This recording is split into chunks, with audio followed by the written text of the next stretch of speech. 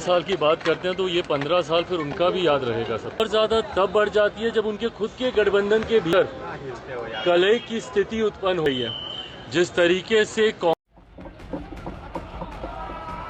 जब से double engine की सरकार चल रही है, बन रही है और उसको लेकर के कई सारे सौगात दिए जा रहे हैं, तो खास करके बिहार में बहुत सारे सौगात तो मिल रहे हैं, बहुत सारे बजट भी पास हुए हैं, लेकिन इस बजट में लेकर करके भी अब वो स्थितियां अब ना पनपे, इसलिए पटना को रिवोशनलाइज किया जा रहा है, यानी एक न्यू स्ट्रक्चर तरह से तैयार किया जा रहा है। जिस तरह से दिल्ली में जो दिल्ली था, नोएडा था, तो उसको एक ग्रेटर नोएडा बनाया गया था और एक नई सिटी के रूप में ग्रेटर नोएडा तैयार किया गया है, अपने आप में औद्योगिक सिटी कहलाता है। उसी तरह से यह मांग की गई है, या कह सकते हैं कि इसको बनाने का प्रस्ताव भेजा गया है। अब पटना में भी एक ग्रेटर पटना बनने वाला है, उसके लेकर करके करीब करीब 14 प्रखंड को शामिल किया गया है। उसमें मेन जो एरिया है, बिहटा वाला साइड है, बिहटा, नौबतपुर और मसौढ़ी वाला एरिया है, उसको कंसीडर कर करके एक ग्रेटर पटना बनाने की कोशिश की जाएगी। क्योंकि पटना ऑलरेडी पटना है, डेवलप है, उसमें आप कुछ भी नहीं डाल सकते हैं। कुछ भी डालोगे तो ऐसे ही कंजेशन हो जाता है। उसको ही कंजेशंस को दूर करने के लिए लोगों को इधर से इधर शिफ्ट किया जा रहा है, क्योंकि पूरे बढ़ती आबादी और पूरे भारत के लोग सिटी आना चाहते हैं, यानी अपने राजधानी जाना चाहते हैं। इस वजह से राजधानी पटना में काफ़ी भीड़ हो जाती है, काफ़ी दिक्कतें होती है जब कहीं जाना होता है या कुछ मीटिंग समिट होता है या फिर कुछ ऐसे फेस्टिवल्स टाइम होते हैं, तो आना जाना और रस इतना हो जाता है कि लोग को दिन भर एक ही जगह जाने में निकल जाते हैं। तो इसके लिए खास कर करके अब ग्रेटर पटना की बात की जा रही है, यानी इतनी सारी एयरपोर्ट, हॉस्पिटल बन रहे हैं, तो क्यों ना ग्रेटर पटना बनाया जाए। उसके लेकर के अधिकारी मीटिंग हुई है और उसकी जो प्लानिंग थी 2016 से ही थी, न्यू डाली थी, लेकिन सिंगल इंजन की सरकार की वजह से वो काम नहीं हो रहा था। लेकिन अब वह डबल इंजन की वजह से शायद वह प्रारूप तैयार हो जाए।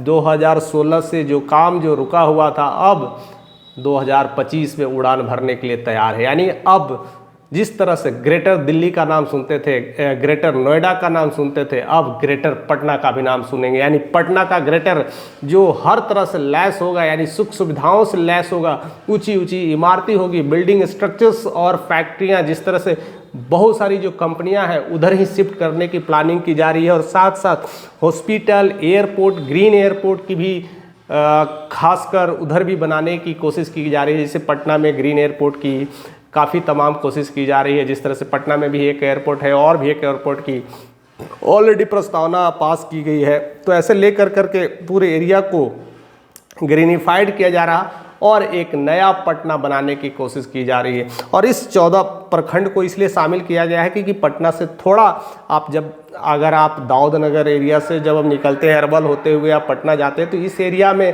काफ़ी कंजेशन कम है, तो इधर ही शिफ्ट किया जा रहा है। यानी एम्स से पहले की स्थिति को ज़्यादा डेवलप करने की कोशिश की जा रही है।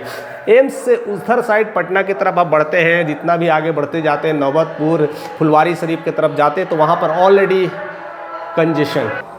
ऑलरेडी कंजेशंस उधर ज़्यादा हो रखा है और उसके लेकर करके बहुत सारे जाम लग जाते हैं। आपको पूरे औरंगाबाद से पटना जाने में जितना टाइम लगता है, पूरे पटना में घूमने में ही उतना टाइम लग जाता है। तो उसको देख कर करके काफ़ी कुछ परिस्थितियाँ चेंज की जा रही है और ग्रेटर पटना का निर्माण किया जा रहा है। अगर ऐसा होगा तो बहुत सारे डेवलपमेंट ऑलरेडी होना शुरू हो जाएंगे, नई नई फैक्ट्रियाँ लगना शुरू हो जाएंगे, नई नई कंपनियाँ आना शुरू हो जाएंगे और एक नई तरह का पटना, एक नई सिटी के रूप में आपको देखने को मिलेगा। जिस तरह से स्मार्ट सिटी की तैयारी की जा रही थी, तो शायद स्मार्ट सिटी में तो बहुत सारे सिटी ऐड हो चुके हैं, लेकिन जो ग्रेटर नोएडा जिस तरह से बनाया गया है, आप कभी दिल्ली में जाते हैं तो ग्रेटर नोएडा देख करके आइएगा, उसी तरह से आप ग्रेटर पटना देखने को मिलेगा।